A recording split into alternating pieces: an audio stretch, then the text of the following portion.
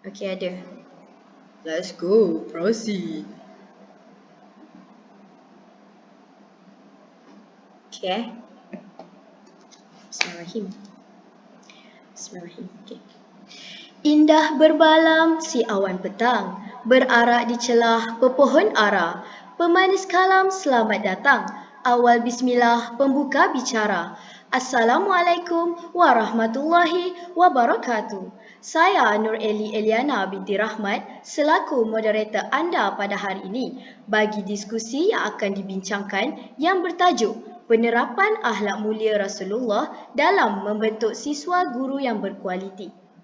Oleh itu, saya memperkenalkan ahli panel yang pertama iaitu Encik Fakhrul Nazmi bin Ramli. Dipersilakan Cik Nazmi. Assalamualaikum warahmatullahi wabarakatuh. Saya Fakhrul Nazmi bin Ramli. Terima kasih kepada Cik Moderator. Baiklah, terima kasih Encik Nazmi. Seterusnya, saya memperkenalkan ahli panel kita yang kedua iaitu Cik Nur Syahidah Umairah binti Roslan. Dipersilakan. Assalamualaikum warahmatullahi wabarakatuh. Nama saya Nur Syahidah Umairah binti Roslan. Terima kasih kepada Cik Moderator kita hari ini. Baiklah, kita akan meneruskan perbincangan kita pada hari ini dengan mengajukan beberapa soalan kepada para panel. Soalan yang pertama akan saya ajukan kepada Encik Nazmi. Baiklah, soalannya, bolehkah Encik Nazmi menerangkan terlebih dahulu definisi akhlak mulia secara terperinci? Dipersilakan Encik Nazmi.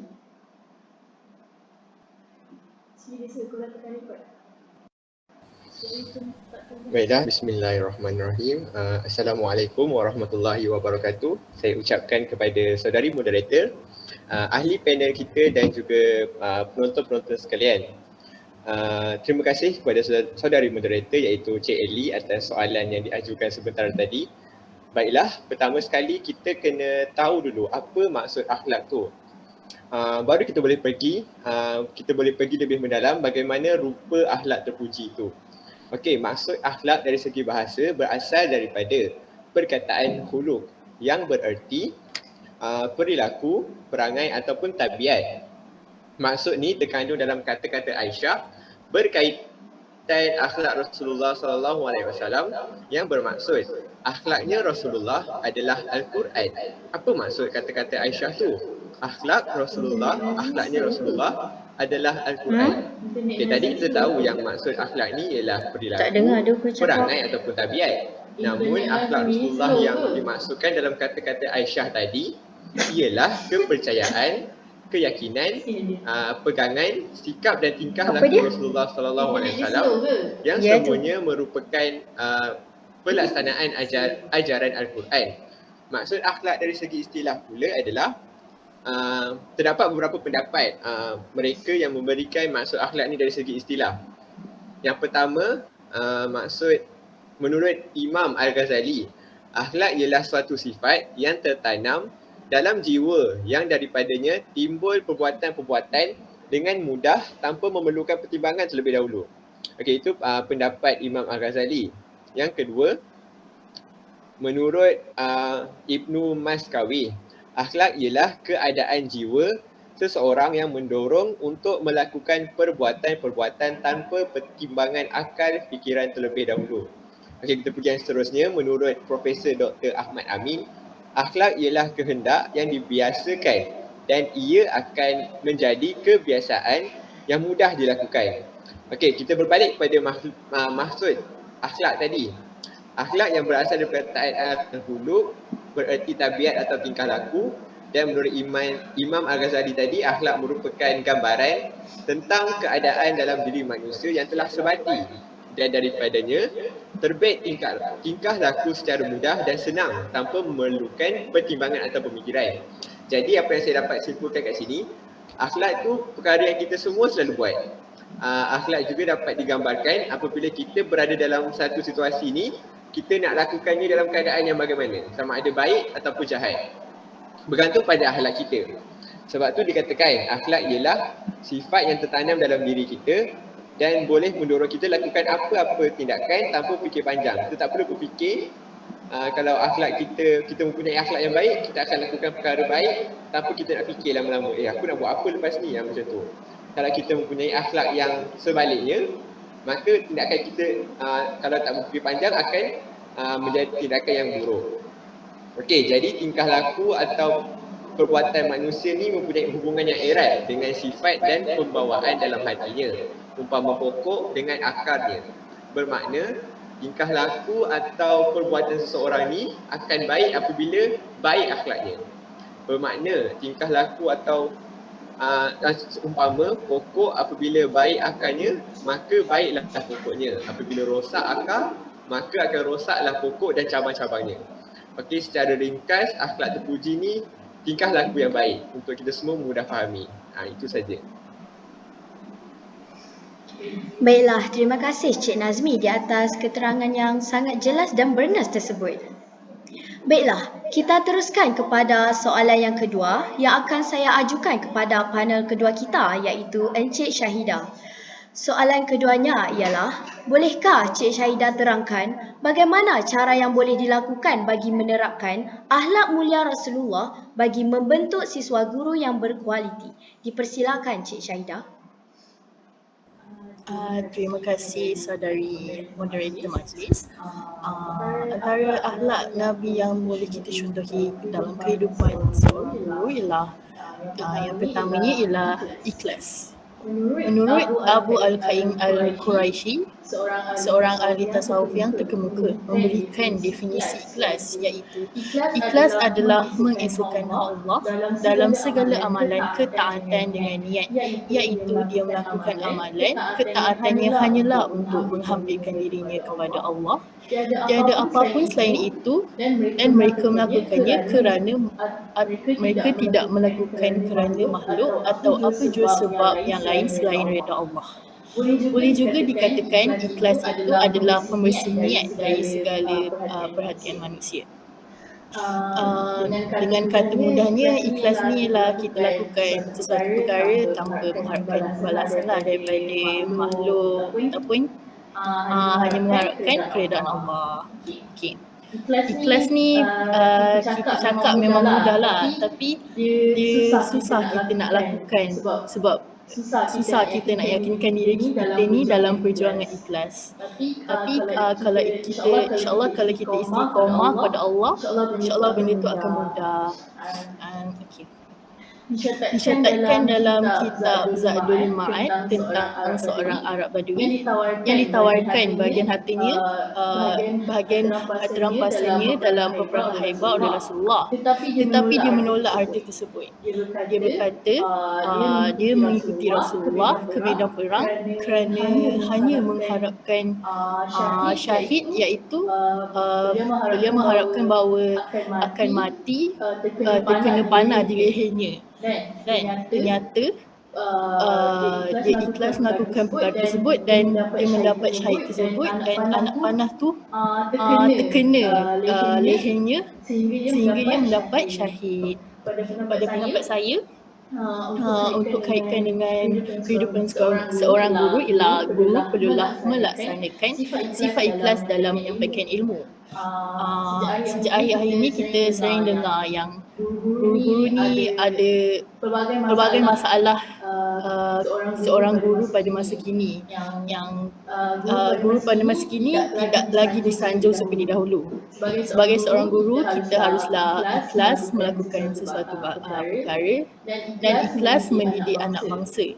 Guru haruslah melakukan sesuatu perkara dengan niat yang ikhlas tanpa mengharapkan balasan ataupun pujian daripada masyarakat. Ingatlah, jika sekali kita menjadi guru, selama-lamanya kita akan dipanggil cikgu. Dan contoh akhlak Nabi yang seterusnya ialah amanah. Menurut Kamus Dewan Bahasa dan Pustaka edisi keempat, amanah ialah amanat satu yang dipercayakan kepada orang untuk diserahkan atau disimpan. Dalam Islam pula, amanah adalah tuntutan iman. Lawan bagi sifat amanah ialah khianat yang merupakan ciri-ciri kekafiran.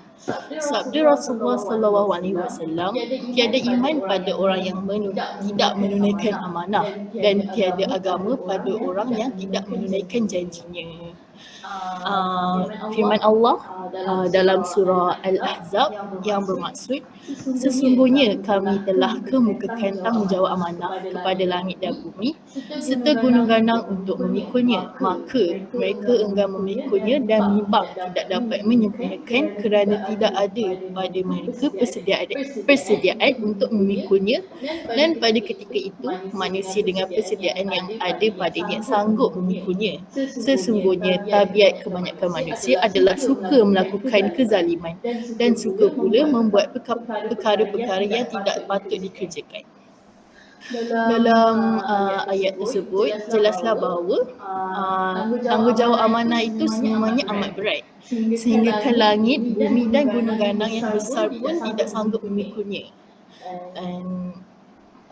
Tetapi manusia yang bersedia untuk memikul amanah yang berat itu, walaupun dia bersedia tapi dia masih lagi membuat ada kelemahan dan kekurangan dalam diri mereka, iaitu mungkin mereka ada yang melakukan zalim, suka melakukan perkara yang sia-sia. Jadi dalam saya kaitkan dalam kehidupan guru adalah tugasan guru ni tiada penghujungnya dan menjangkau segala aspek kehidupan.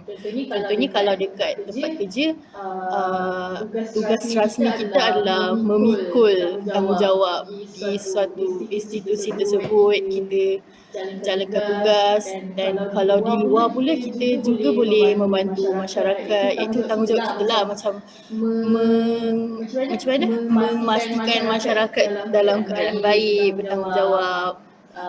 Saya itu guru juga. Kalau dekat institusi pula, guru ni dia macam dia amanah lah menjaga segala sumber yang diperuntukkan, macam kelengkapan dan kemudahan dekat sekolah semua. Macam kalau guru ni macam kita contohlah kita jadi cikgu dekat satu tempat tu, kita tak boleh lah suka hati gunakan barang-barang yang ada kat situ. Macam contohnya kita nak print kat situ banyak-banyak sebagai hak kita sendiri, tak boleh lah buat macam tu. Jadi guru-guru ni lah merupakan setiap diri guru merupakan pemimpin, dan guru yang diamanahkan dengan kuasa perlu menggunakan kuasa tersebut dengan betul, bukannya untuk tujuan peribadi je. Okey, sekian saja pada saya. Baiklah, terima kasih kerana di atas penjelasan yang bernas oleh Cik Syahidah sebentar tadi. Jadi seperti yang kita tahu, sebagai warga pendidik kita haruslah bersikap amanah dalam semua aspek. Jadi bagi menunjukkan sebagai guru yang berkualiti. Baiklah, kita teruskan. Pada pendapat saya, contoh akhlak Rasulullah yang dapat kita contohi sebagai warga pendidik adalah menggunakan pertuturan kata yang baik jika berbual dengan sesama manusia. Hal ini kerana berbudi bahasa dan bersopan santun dalam pertuturan kata akan mencerminkan diri seseorang sebagai individu yang mulia. Jika dilihat dari segi individu sebagai siswa guru, guru merupakan insan yang paling mulia dan dipandang tinggi darjatnya oleh masyarakat.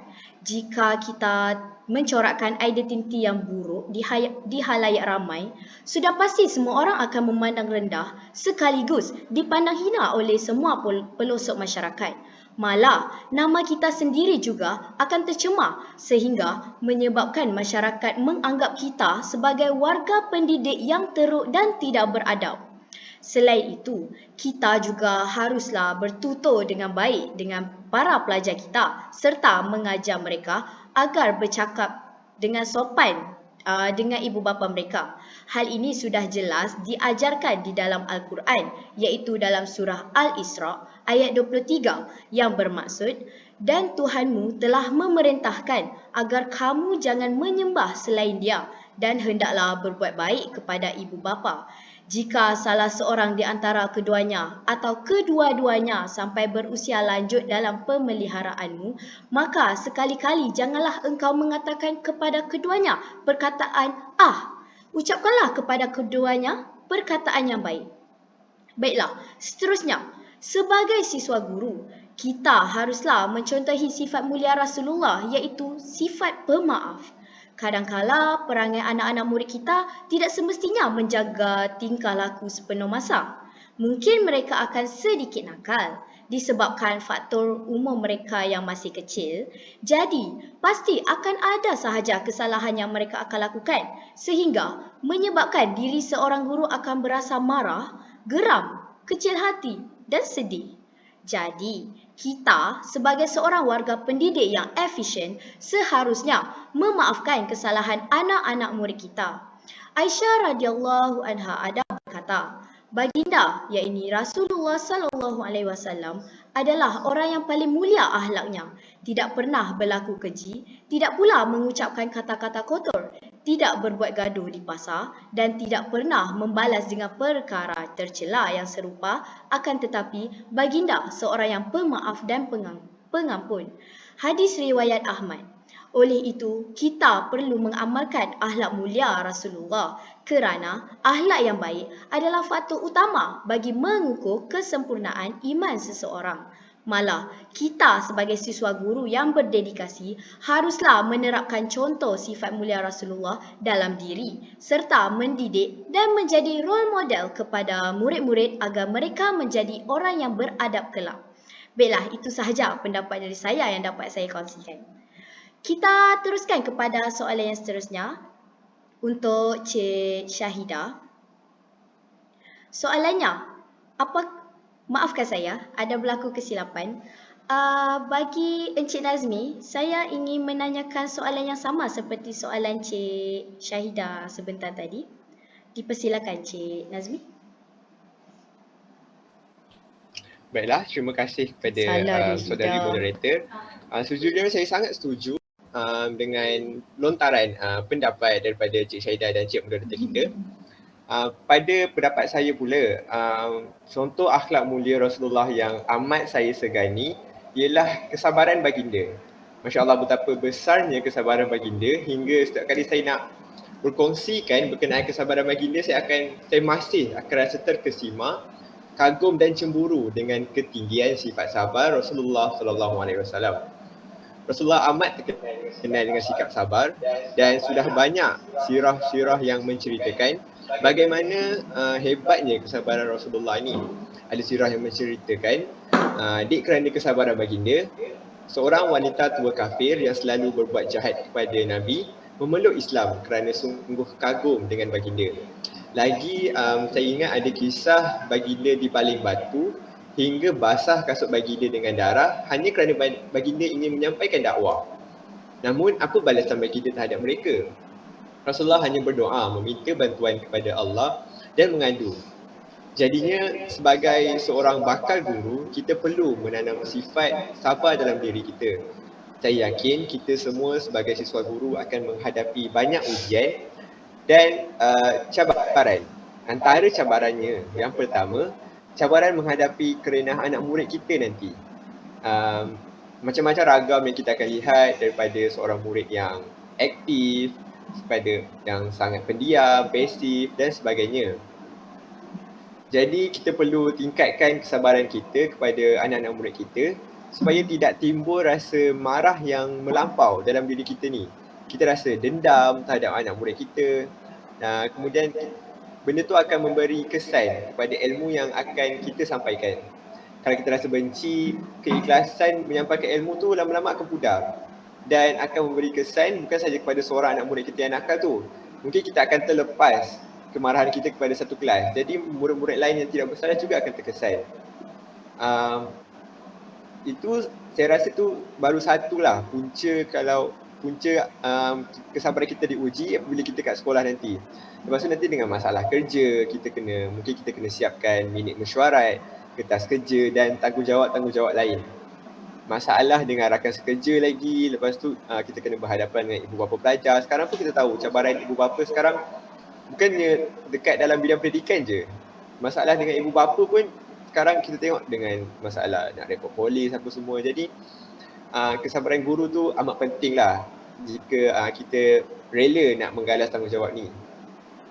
Tapi kita kena fikir balik, sebesar mana masalah kita saja yang berhak untuk tentukan bagaimana kita nak selesaikannya. Hanya kita je. Adakah kita patut lari daripada masalah? Semestinya tidak kan? Kita patut tanya diri kita, bagaimana aku nak selesaikan masalah ini? Kita mengadu dengan Allah, minta pertolongan Allah dan kita amalkan sunnah-sunnah Rasulullah dalam mengurus emosi. Saya rasa sebagai siswa guru, sekarang ni kita juga menghadapi ujian seperti kita punya kerja khusus, kita punya tugasan harian, jadual yang padat dan sebagainya. Tapi kita kena ingat, ujian yang diberikan terhadap Rasulullah ni beribu kali ganda lagi besar dari apa yang kita hadapi hari ni.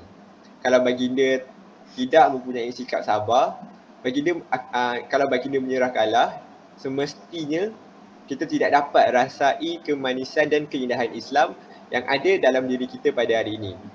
Baginda telah memperjuangkan untuk umatnya yang kita dapat nikmati pada hari ini.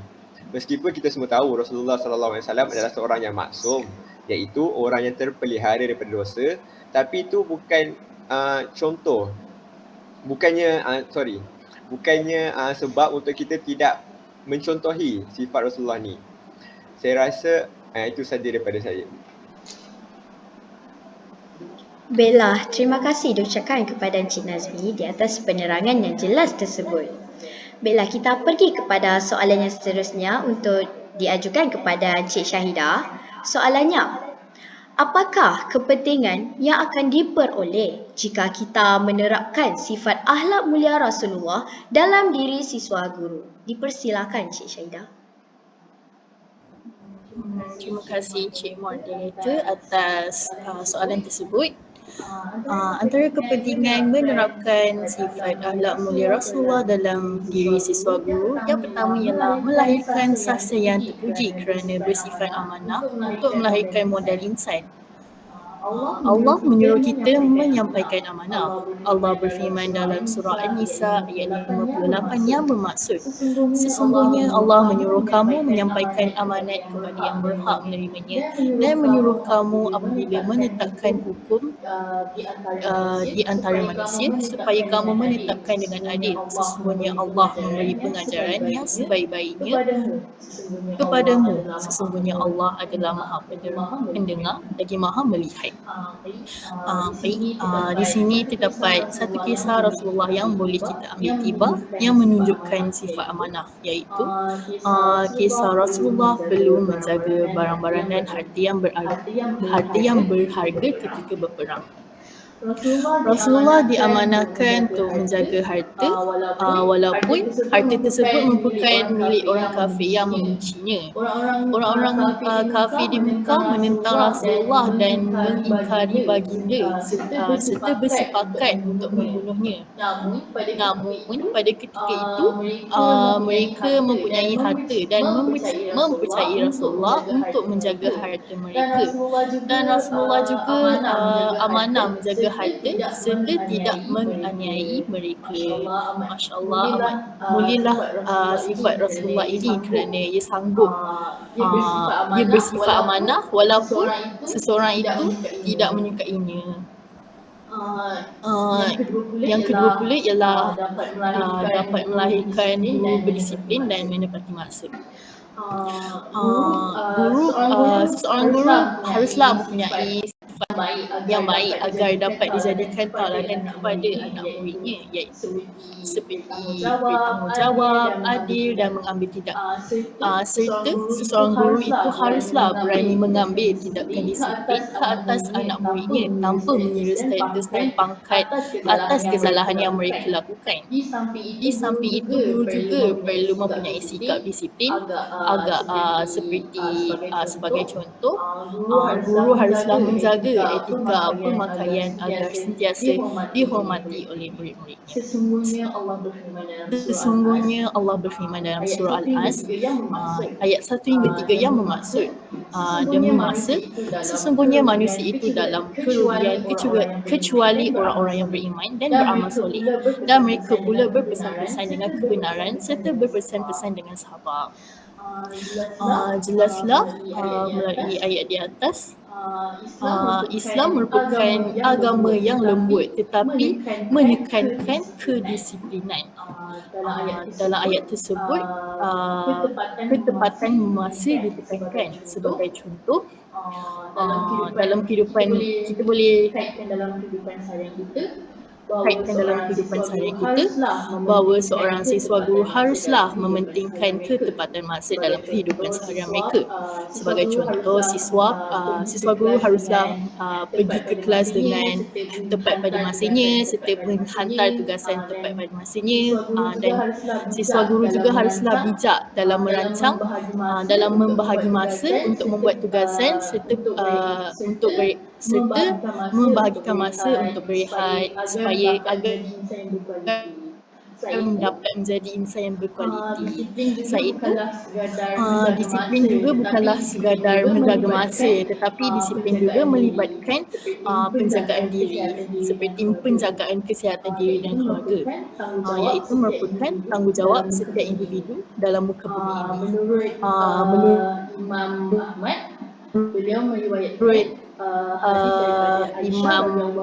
Ahmad, beliau pernah bertanya kepada Rasulullah tentang wabak taun. Baginda pula menjawab, sesungguhnya ia merupakan azab yang dihantar oleh Allah kepada sesiapa sahaja yang dia kehendaki. Maka Allah menjadikannya sebagai rahmat bagi golongan yang beriman. Tidaklah seorang lelaki itu saat berlakunya taun dia duduk diam dalam rumahnya dengan penuh sabar serta mengharapkan ganjaran pahala, dan dia tahu tidaklah musibah menimpa dirinya melainkan apa yang telah ditetapkan oleh Allah. Maka ia mendapat seperti ganjaran pahala seperti orang-orang yang mati syahid. Jadi jelaslah di sini bahawa disiplin dalam menjaga kesihatan diri dan keluarga merupakan tanggungjawab yang penting. Sepertinya keadaan kita yang sedang dilanda wabak COVID-19 sekarang. Jadi sekian itu sahaja pada saya. Baiklah, terima kasih diucapkan kepada Cik Syahidah.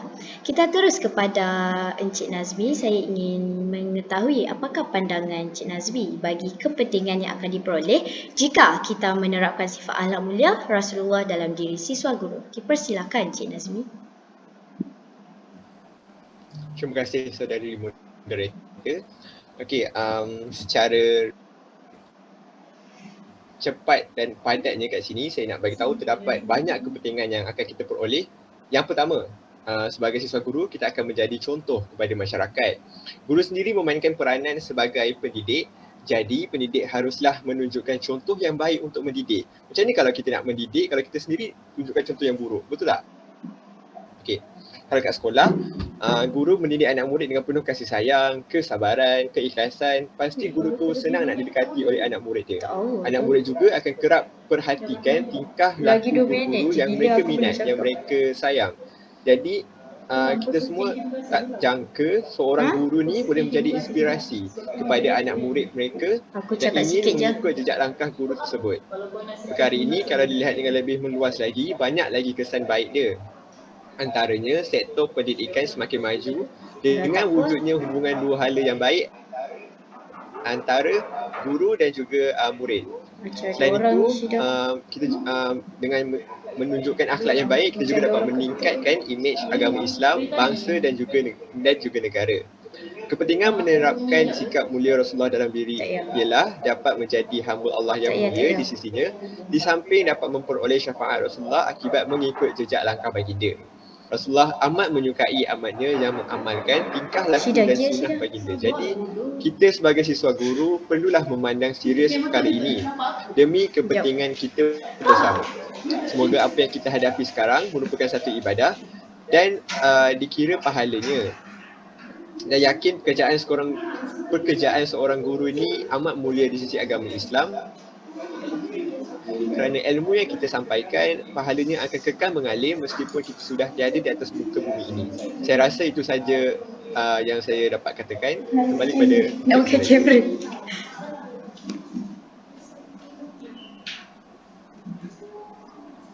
Baiklah, terima kasih Cik Nazmi di atas penerangan tersebut.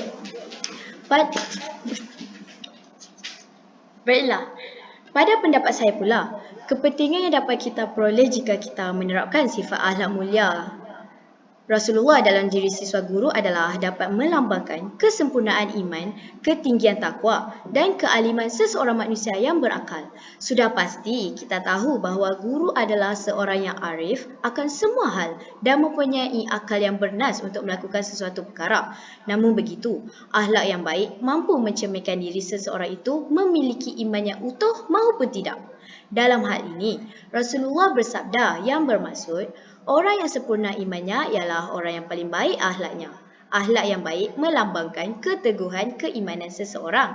Oleh itu, sebagai seorang guru, kita haruslah menjaga tingkah laku dalam semua aspek kerana guru merupakan pekerjaan yang dipandang mulia oleh masyarakat. Selain itu, kepentingan lain pula ialah akhlak mulia dapat membentuk kepribadian unggul yang akan dijadikan contoh oleh anak-anak murid. Hal ini dikatakan demikian kerana guru merupakan individu paling rapat dengan murid-murid selepas ibu bapa. Setiap perbuatan dan gerak-geri yang dilakukan oleh orang dewasa akan dilihat oleh kanak-kanak. Jika kita tersilap melakukan sesuatu perkara yang tidak baik, berkemungkinan besar mereka juga akan mengikut perbuatan kita. Jadi, bagi mengelakkan perkara tersebut daripada berlaku, kita sebagai pendidik perlu menunjukkan contoh akhlak mulia berdasarkan sifat mahmudah Rasulullah dalam menjalani kehidupan seharian. Rasulullah SAW bersabda yang bermaksud, sesungguhnya orang yang jahat sangat saya kasihi dan yang terdekat padaku majlisnya di hari kiamat ialah yang terbaik budi pekertinya. Kesimpulannya, amalkanlah sifat mahmudah Rasulullah agar dikurniakan syurga Firdaus di akhirat kelak. InsyaAllah, ini sahaja perkongsian yang saya dapat utarakan.